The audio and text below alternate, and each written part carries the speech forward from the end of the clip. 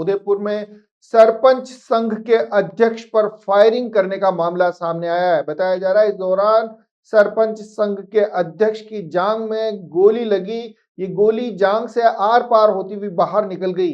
घायल अवस्था में चीखते हुए सरपंच की आवाज सुनने के बाद उनके पिता घर से बाहर आए और गंभीर घायल अवस्था में सरपंच संघ के अध्यक्ष को निजी चिकित्सालय में भर्ती कराया है। बताया जा रहा है फायरिंग करने वाले दो आरोपी थे जो मोटरसाइकिल पर सवार होकर वहां पहुंचे थे।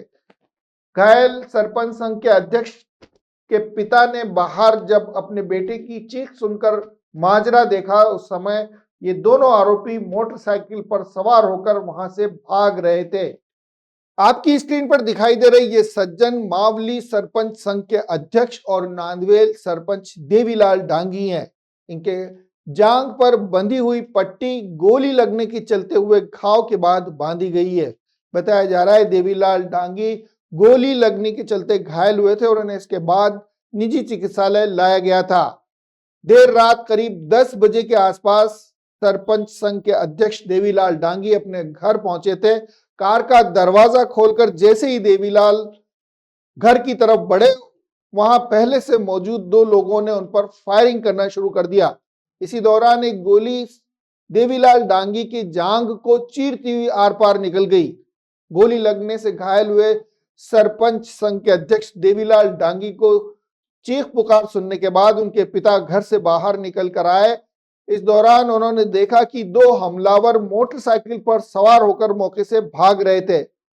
बहरहाल पिता ने गंभीर घायल हुए अपने पुत्र को निजी चिकित्सालय में भर्ती कराया गया है, जहां उनका इलाज किया जा रहा है।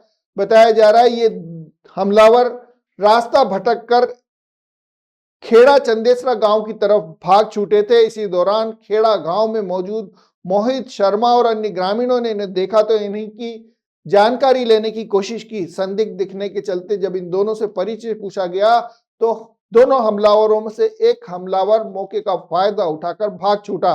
बहरहाल ग्रामीणों ने दूसरे हमलावरों को दबोच लिया है। दूसरे हमलावर को पकड़ने के बाद पुलिस को सूचना दी गई थी। मौके पर पहुंची डबोक थाना पुलिस ने हमलावर को हिरासत में ले लिया है। पूरे मामले की पुलिस जांच कर रही है। फिलहाल ये पता नहीं चल पाया है कि इन हमलावरों का फायरिंग करने के पीछे क्या मकसद था और ये हमलावर आखिर कौन थे।